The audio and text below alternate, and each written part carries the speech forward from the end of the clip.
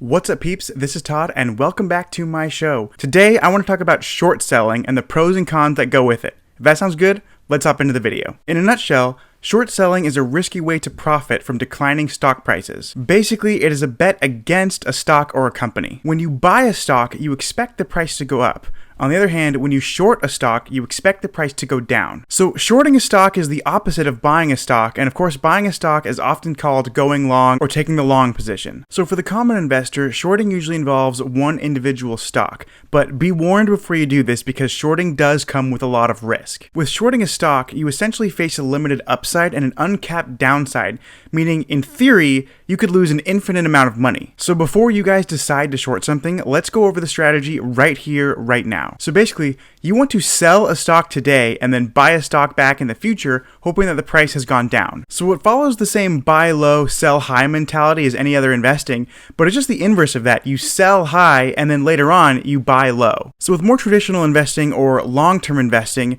you would buy a stock hoping that that price goes up in value later. But of course, with shorting, as we mentioned earlier, you sell a stock hoping that the price goes down. But that begs the question, how do you sell a stock when you don't even own it? Usually the process of shorting a stock involves selling a borrowed security. So basically you can borrow a stock from your broker and then short it that way. And that of course leaves you with the proceeds from the sale. Now the money from that sale doesn't really belong to you because of course you borrowed the stock to get it. But as soon as you buy that stock back, otherwise known as covering the short, you can then return the borrowed stock and then keep whatever money is left over. So let's say you have an investor named Jack and he wants to short some Disney stock. So Jack can call up his broker and basically ask for one share of Disney. Now to keep numbers very simple, let's just say that one share of Disney is currently valued at $100. And Jack, the savvy investor that he is predicting that Disney's stock price is going to drop to about $70 because of the coronavirus and the pandemic and less people are going to Disneyland. So now when that share of Disney is sold, $100 or the price of that Disney stock will be credited to Jack's brokerage account. Now if this all works out and Jack is right, then with the coronavirus and all the problems that it's facing for theme parks in Disneyland,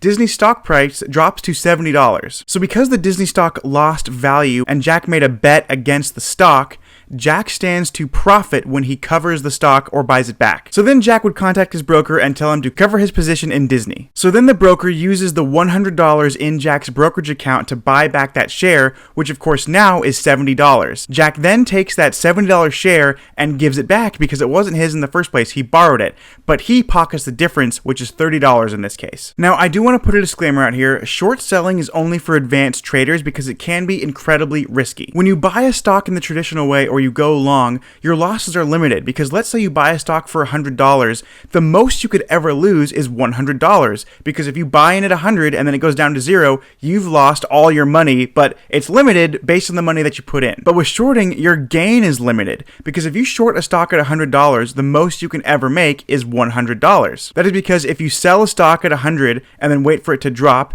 even if it drops all the way down to zero, that gain is limited to whatever you sold it for in the beginning. So in theory, when you buy a stock and hold it for the long position, you are limited on how much you can lose because you can never lose more than what you bought in for. And in theory, there's no limit to how much you can make because as the value of the company increases, your stock price can go up and up and up. But now, if you short a stock, that same stock at $100, in this case, you profit when the stock decreases. So the most you can stand to make is the price you shorted at. However, as the price of the stock goes up, your losses go up. And since there's no limit to how high the stock price can go up, in theory, you could lose an infinite amount of money. So if you guys are going to be doing shorting in practice, I highly recommend you make use of stop orders to reduce your risk. And that just basically means there is a stop loss or a certain amount you're going to lose before you sell. Well, I hope this video was helpful to you, and I'll see you guys at the next one.